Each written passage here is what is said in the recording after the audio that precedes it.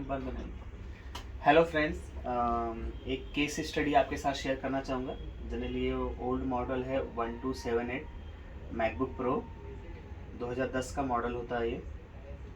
ठीक है, core to due series वाला होता है बड़ा। इसमें एनवीडिया की और एक प्रोसेसर लगा होता है।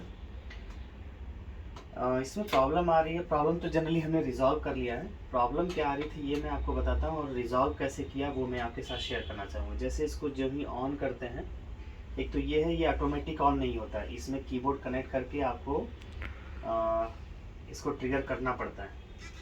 ठीक है, पुराने वाले 1278 को ट्रिगर करना पड़ता है आपको। ये पूरा प्रोसेसिंग कंप्लीट होने के बाद लॉगिन आता है पासवर्ड डालने के लिए।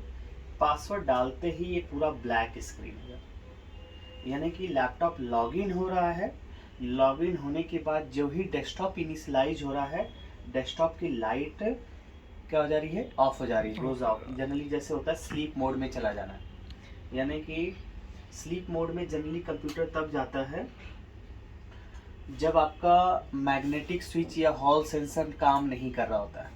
ठीक है, उसके अलावा अगर कुछ प्रॉब्लम होती तो पहले ही डिम डिस्प्ले होता, बूस्ट सर्किट या डिस्प्ले सर्किट से रिलेटेड कोई प्रॉब्लम होता तो स्टार्टिंग में भी वो क्या होता है, डिम डिस्प्ले होता है। अगर स्टार्टिंग में भी डिम डिस्प्ले है तो बैकलाइट सर्किट की प्रॉब्लम है।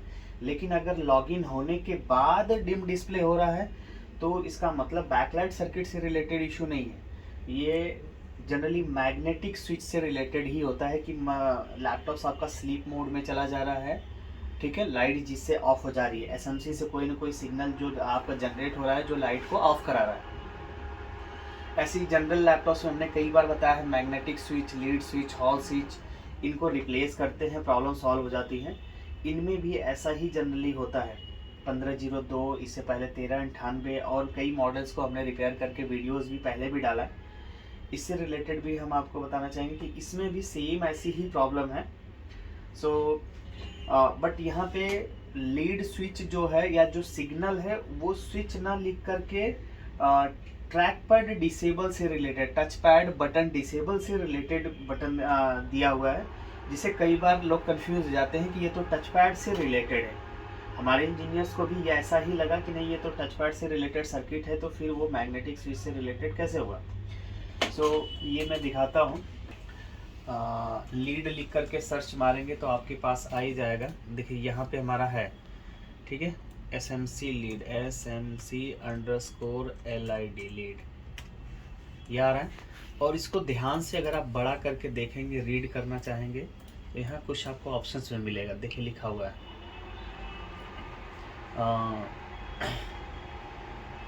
पुल अप करके, दूसरा लिखा है the touch pad buttons will be disable when the lead is close. Lead close होगी तो टच पैड के बटन भी डिसेबल हो जाता है, एवं साथ के साथ लाइट भी ऑफ होती है। देखिए लिखा lead open, lead close. Lead close होगा तो 0.5 और लीड ओपन होगा तो 3.42 की यहाँ वोल्टेज बनी रहनी चाहिए। लेकिन ये जब ही लॉगिन हो रहा था तो ये जो 3.42 की वोल्टेज भी ये क्या हो जा रहा था, ऑफ हो रहा। सो जनरली ये Q5701, ये अगर आप सर्च मारेंगे Q5701, देखिए ये बैक साइड पे, ये इसके बैक साइड जस्ट इसके नीचे की तरफ होता है। यहाँ पे 3 पिंस का एक छोटा सा ट्रांजिस्टर मैं आपको दिखाऊं। देखिए ये है, मैं इसमें बदल भी दिया है।